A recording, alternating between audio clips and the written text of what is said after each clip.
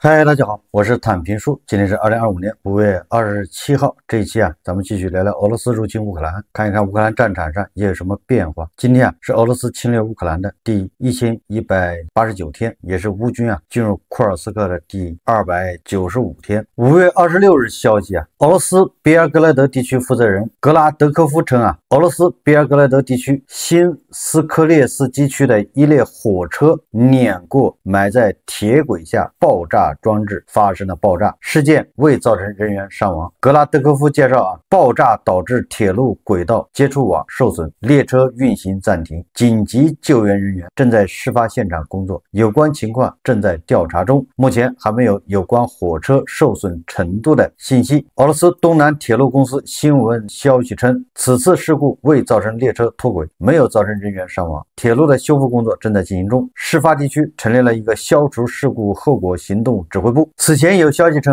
在电报频道通讯工具上寻找参与在俄罗斯境内实施破坏和恐怖袭击行动的人员，活动成倍增加。据悉，只要$1000，就会有潜在的恐怖分子愿意在铁路上实施爆炸袭击行动。这个可是俄罗斯人自己说的也就是有人那肯定是乌克兰方面的铁道游击队他就在电报频道上招募对这个俄罗斯的铁路实施这个破坏的这些俄罗斯人报酬只要$1000，他们就会把炸弹炸药埋在那个铁轨下面。这个说明什么问题？说明俄罗斯国内要么就是民不聊生，大家赚钱难，要么就是很多人反对普京的这个发动的这个战争，厌恶这战争。俄罗斯方面说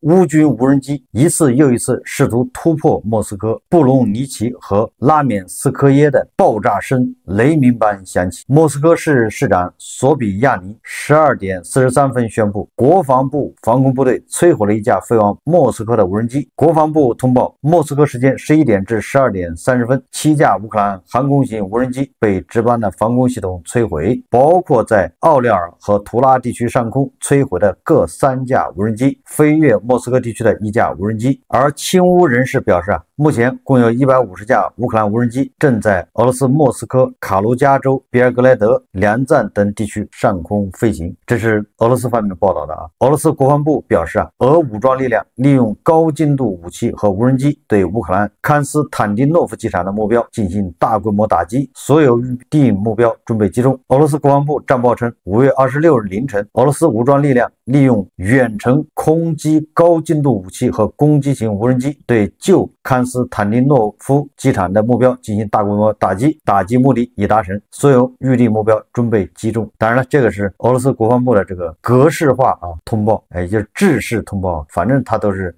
弹无虚发打哪儿指哪儿。根据这个世界报报道乌克兰上空20天内出现超过2000架沙赫德无人机。5月24日至25日，俄罗斯发射了300架无人机和69枚导弹，前一天晚上又发射了250架无人机和14枚弹道导弹。2024年乌克兰对沙赫德成功率大于90%，现在下降到30%。为什么呢？雅库特指挥官说自1月份以来，沙赫德无人机的飞行高度从200米增加到了2000至3000米，我们的机炮已经无法再打击到他们了。也就是这个俄罗斯方面对沙赫德无人机进行了改进，飞得又高，以前这个叫低慢小目标，就飞得低飞得慢又小，现在变成高慢小了。它飞得高，你普通的机炮你很难击中它，你打不到那么高这个对乌克兰来说不是什么好消息虽然特朗普早就提出双方停火，泽连斯基也同意无条件停火，但是普京继续阳奉阴违，与这个特朗普周旋。他又不拒绝特朗普，但是他又不停火。法国总统马克龙说他相信特朗普意识到普京对他撒了谎。美国的乌克兰特使凯洛格在推特上面发了一张图，并配文说这里是基辅，在夜间不分青红皂白的杀害妇女和儿童，这明显违反了1977年日内瓦议定书，这些袭击是可耻的，停止杀戮，现在停火。这个凯洛格显然是针对俄罗斯在24号、25号对这个乌克兰采取了这个开战以来最大规模的轰炸，对吧？300多架无人机，将近70枚枚这个巡航导弹，造成了大量的乌克兰平民的死亡。所以这个凯洛格啊，公然表达对这个普京的不满，谴责俄罗斯这些袭击是可耻的，要停止杀戮，现在就停火。人与动物最大的区别，人类需要追寻道义、道德、正义，而不能像动物那样只关心属于他们自己的利益和物质欲望，也就是不能遵循丛林法则。马克龙说希望特朗普意识到他被普京骗了。那特朗普到底有没有意识到呢？美国总统特朗普25日在社交媒体上发文，猛批俄罗斯总统普京和乌克兰总统泽连斯基。特朗普他在社交媒体真相社交上发文说我和俄罗斯总统普京一直关系很好，但他最近出了点问题，他彻底疯了，他毫无必要的杀害了很多人。我说的不仅是军人，俄罗斯的导弹和无人机无缘无故的向乌克兰的城市发射。我一直说他要整个乌克兰，而不是其中的一部分。也许事实证明这是对的，但如果他真的这么做了，这会导致俄罗斯的垮台。同时特朗普还说同样泽连斯基总统的言论对他的国家也没有任何好处，他说的每一句话都会引起问题，我不喜欢，他最好停止。最后特朗普说我如果之前就是总统，这场战争就永远不会开战，这是泽连斯基、普京和拜登的战争，而不是特朗普的战争。我只是在帮助扑灭因严重无能和仇恨而引发的丑陋的大火。大家可以看视频Yeah, I'll give you an update. I'm not happy with what Putin's doing. He's killing a lot of people, and I don't know what the hell happened to Putin. I've known him a long time, always gotten along with him, but he's sending rockets into cities and killing people, and I don't like it at all, okay? We're in the middle of talking, and he's shooting rockets into Kiev and other cities. I don't like it at all. President, what do you want to do about that? I'm surprised. I'm very surprised. We'll see what we're going to do. What am I going to tell you? You're the fake news, aren't you? You're totally fake. All right, any other questions? I don't like what Putin is doing, not even a little bit. He's killing people. And something happened to this guy, and I don't like. 这个特朗普一边谴责普京，说他罪大过谋、空袭完全疯了，我们就当做他这是在骂普京吧，谴责普京。但同时他顺道也把泽连斯基给骂一顿，说泽连斯基你现在你最好把嘴闭上，你说的每句话对乌克兰都不利一边说考虑对俄罗斯实施新的制裁，对吧？一边又把泽连斯基羞辱一顿，就给人感觉他这就是叫各打50大板。这个泽连斯基昨天还说了，对吧？对俄罗斯这么大规模的轰炸乌克兰，然后美国不表态、不谴责、不制裁，他很失望。结果这个特朗普就来了这么一招。这显然这个特朗普他不满，他对泽连斯基不满，应该是跟泽连斯基这个言论有关系。就是泽连斯基抱怨这是你特朗普提议要进行这个30天的停火，我是无条件同意的。你看看普京到现在都不停火，还在轰炸，你美国你特朗普也不出来说句话，所以特朗普恼了正是因为特朗普站队俄罗斯，对吧？一味偏袒普京，极限施压泽连斯基，这才导致俄罗斯导致普京的胃口越来越大，行动也越来越疯狂，越来越肆无忌惮，越来越加大轰炸的力度。这个特朗普指责俄乌两国总统看似不偏不倚，但是纯粹是是非不分、黑白不分、正邪不分。这个时候他斥责或者他是指责普京的同时，又指责泽连斯基，实际上还是在偏袒普京应该说在俄乌问题上，特朗普一再被打脸，而且他一意孤行站队俄罗斯，在美国国内也是压力越来越大，所以不得不如此表演一番，也就是雷声大雨点小，对吧？这个大棒给了乌克兰，胡萝卜给了普京。你看这个俄罗斯人确实把特朗普耍得团团转。针对特朗普25号对普京的这个批评，对吧？说普京疯了。你看俄罗斯人怎么说俄罗斯总统新闻秘书克里姆林宫发言人佩斯科夫26日做出回应，说特朗普的言论可能与其情绪过载和情绪反应有关，并强调俄方始终以国家安全为决策核心。你看看这个俄罗斯人感觉好像特朗普说的不是俄罗斯一样，他们叫轻描淡写说这个特朗普压力太大，情绪过载，说的有点过头的话，我们不跟他计较你看下面又说说美方在俄乌谈判过程中付出巨大努力，我们深表感谢，但当前处于关键时刻，这与美国人情绪过载和情绪反应有关。你看看他还安慰特朗普，对吧？还表扬特朗普，对吧？美方在俄乌谈判过程中付出了巨大的努力，虽然现在没有成果，但是我们俄罗斯也深表感激，对特朗普啊深表感激。那特朗普现在说这些话呀，纯粹是因为他情绪压力大，我能理解他。你看看俄罗斯人把特朗普啊可以说耍得团团转，也就是特朗普啊这一拳头啊打向这个普京，感觉就打到了一个棉花包上面。当然了，特朗普也没认真打。这个佩斯科夫还说啊，说基辅政权持续袭击俄方的基础设施，俄军反击仅针对乌克兰军事目标，这个就是胡说八道了。这个按照俄罗斯的惯例啊，他们导弹、无人机击中的那都是军事目标。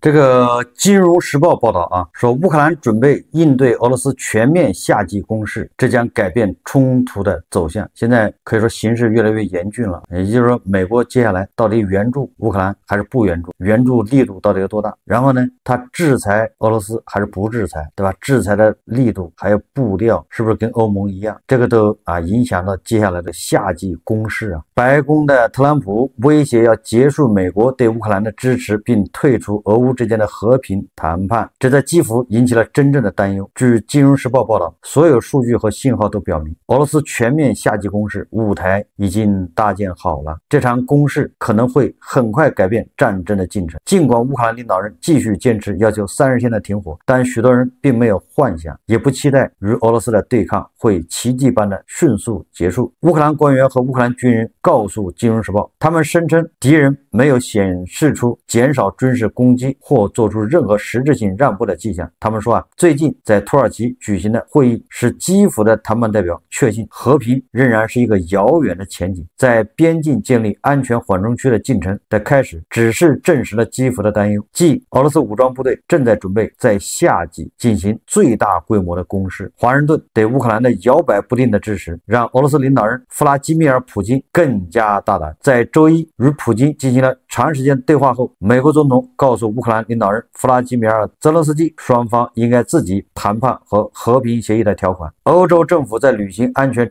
承诺方面行动迟缓，包括尚未实施的军事保障提议。基辅的一些人担心，在没有美国支持的情况下，这些提议可能永远不会实现。乌克兰武装部队第109旅无人机单位的指挥官、国会议员耶戈尔·费尔索夫表示，现在是他的国家面对残酷现实的时候了。俄罗斯的信心可以超越西方的团结。在乌克兰军队中，情绪则截然相反，一种疲惫和幻灭感正在军队中蔓延。无论是经验丰富的军官还是新招募的士兵，士气都在下降。这种情绪源于一种日益增长的感觉，即没有明确的结束战斗的计划，而且乌克兰人的生命正在被牺牲，却没有充分的理由这个是《金融时报》报道可以说乌克兰抗击俄罗斯的侵略现在进入了一个新的阶段，某种程度上可以说是叫至暗时刻。现在的状况比这个3年前俄军钢铁洪流直插基辅，比那个时候恐怕也好不了多少。主要原因就是美国动摇，而欧洲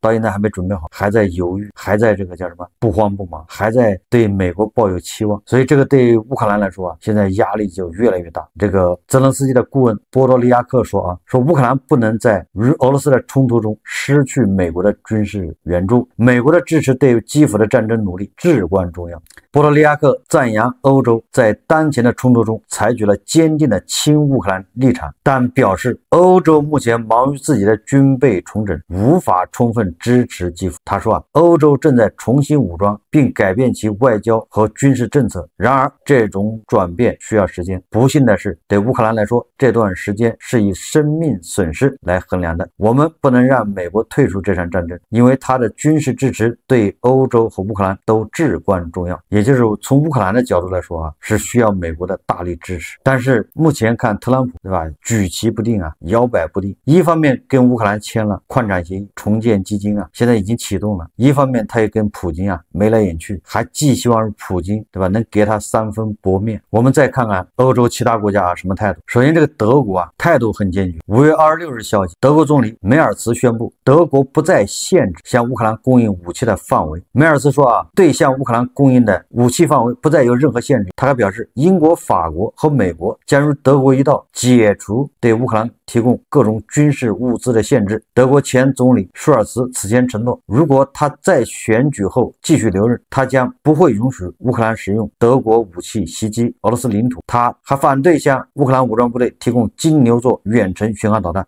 这是德国的前总理舒尔茨他这个态度。那么德国现任总理梅尔茨呢，他他表示啊，德国目前还没有向乌克兰提供远程金牛座巡航导弹的计划。他说啊，由于需要训练军方操作这些系统，向乌克兰提供金牛座巡航导弹将需要相当长的时间。与此同时，乌克兰方面还将接收来自法国、英国的巡航导弹，也就是啊，这个舒尔茨26号最新表态，那就是德国不再限制给乌克兰提供的武器类型，还有武器使用范围。也就是德国给乌克兰提供的武器，你可以用来打击俄罗斯本土，然后德国给乌克兰有可能就要提供金牛座，反正他不限制。而且舒尔茨还说了啊，英国、法国、美国也不限制。这个美国限不限制，那还得特朗普说了算呢。特朗普也没表态。共青团真理报报道说，阿塞拜疆总统阿利耶夫承诺将继续向乌克兰提供人道主义援助。他还指出，阿塞拜疆和乌克兰始终支持彼此的领土完整和主权。2月，阿利耶夫指示向乌克兰提供100万美元的购买阿塞拜疆电气设备作为人道主义援助。5月26日消息，7个欧洲国家将立即关闭位于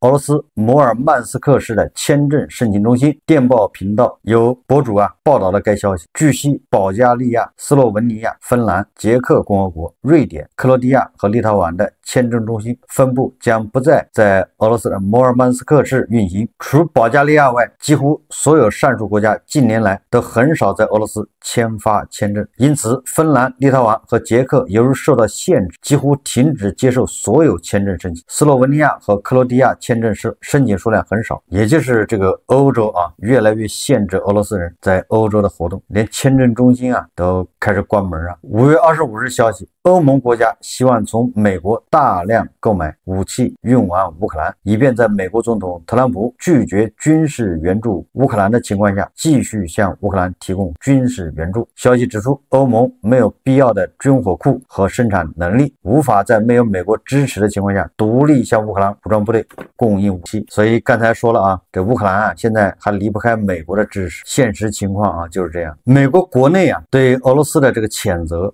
对乌克兰的支持可以说是一浪高过一浪也就是说这些给特朗普都造成了一些压力。美国的参议员格雷厄姆发表俄乌战争开战以来最强硬的演说他警告俄罗斯停止暴行，否则将面临毁灭性制裁，也就是2级制裁说他威吓2个印度，如果继续购买俄罗斯的原油，那就是俄罗斯的帮凶。格雷厄姆还扬言美国不再做壁上观，参议院正采取主导行动，也就是要对这个俄罗斯采取2级制裁。你就谁买他的石油天然气，那就对这个买家进行制裁。共和党国会议员唐培根说必须把乌克兰武装到牙齿，对俄罗斯实施最严厉的制裁，没收并冻结的3000亿美元资产，也就是他主张把这个俄罗斯的资产冻结的都给他没收，然后给乌克兰，还要对俄罗斯实施最严厉的制裁。这个共和党议员培根说他说是时候说实话了，和平谈判对普京没有任何影响，他的目标是控制乌克兰，除非他明白自己无法获胜，否则他不会停止。也就是美国还是有很多清醒的人。俄罗斯的这口炮界的天花板呢，梅德韦杰夫昨天他不是拿出一个地图吗？说美西方如果继续援助乌克兰武器，那么缓冲区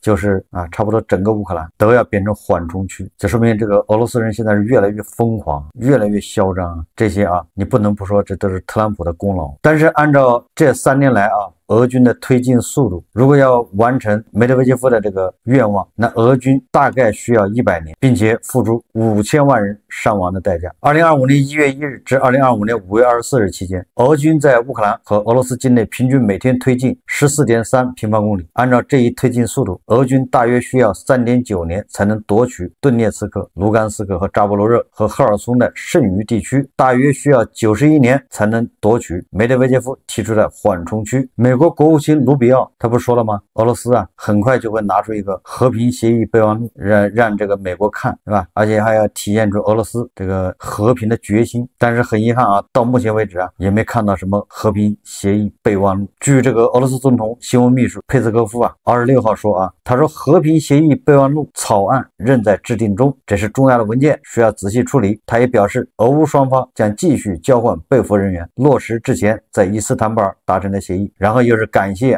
土耳其，感谢伊斯坦布尔，感谢为谈判工作所做的努力。总之一顿感谢，也就是俄罗斯给你感觉就是一个彬彬有礼的流氓。他一会儿感谢美国，一会儿感谢土耳其，一会儿感谢这个，一会儿感谢那个，他就是不听话，他就是要炸，该抢的还要抢。这个佩斯科夫还说关于俄乌谈判进程的延续和谈判地点，双方仍未达成共识，我们需要为下一轮谈判做准备，因此现在谈论此事为时尚早，也就是一切都待定无论是第2轮谈判还是第几轮谈判，双方的分歧恐怕都是比我们想象还要大。因为泽连斯基说我们不能把这些东西指的是土地赠予或者不赠予，也就是泽连斯基说了，乌克兰的领土不能赠予或者不赠予，说这不是我们的，更不是我个人财产，这是属于乌克兰人民，今天是他们的，将来是他们后代的。也就是泽连斯基一而再再而三的表明乌克兰对领土的这个完整的维护主权的维护。我们再看看普京说他说俄罗斯按购买力平价计算已成为世界第4大经济体。这个第4大经济体真的很厉害按购买力平价计算，俄罗斯经济目前位居世界第4，这当然是你们的直接功劳，是俄罗斯联邦各地企业的全体员工共同努力的结果。5月26日，俄罗斯总统普京在与世界企业界代表会面时如是说。普京指出，过去2年中，俄罗斯经济在远非温室般的，而是相当复杂环境下实现了领先的增长速度。2023年经济增长速度为 4.1%， 2024年为 4.3%。他强调，这一增长并非局限于个别行业，也并非局部增长，而是涵盖工业、农业、数字技术、服务业、金融等最广泛的领域。普京表示，显然如此成果不是靠少数大型企业实现，只有成千上万、数以百万计的人投身入这一共同目标时才有可能实现。俄罗斯实现了越打越有钱，打了4年将近这个按照购买力平价计算，俄罗斯经济目前位居世界第4第4大经济体。就问你服不服？遗憾的是这第4大经济体它的购买力这么强，但它买不到东西，它只能买印度香料、印度神油，还有大国的尿不湿、大国的卫生纸。这就是它的购买力强劲的这个悲哀之处他想买波音的配件买不了，还要通过走私，对吧？走私到波兰，再走私到白俄罗斯，再走私到俄罗斯，要么走私到什么格鲁吉亚、什么阿塞拜疆什么之类的。现在这些路都被人堵死了，欧盟、欧洲都在严查，对俄罗斯的封锁越来越严密，所以在那儿自说自话，说你的卢布有多么强的购买力，有什么意义？你买不到东西。这俄罗斯人为了$1000就可以在自己的这个铁路下面放炸药。如果你俄罗斯的是第4大经济体，你的这个购买力那么强劲，为什么利息还是21%呢？但是我们也不能否认因为俄罗斯地大物博物产丰富，所以他们有基本的能源，对吧？石油天然气他自己有，所以冻不死人。能源有，完了他那个地方大，土豆还有的吃，农产品还有，所以他目前基本上饿肚子还不会。所以说你看，又冻不死人，又饿不死人，所以剩下的就是他好编了。那你有钱，你买不了苹果手机，对吧？你即便买了苹果手机，用不了对吧？你有钱，你也买不了这个欧洲的那些汽车，对吧？虽然你俄罗斯人喜欢，有什么用呢？所以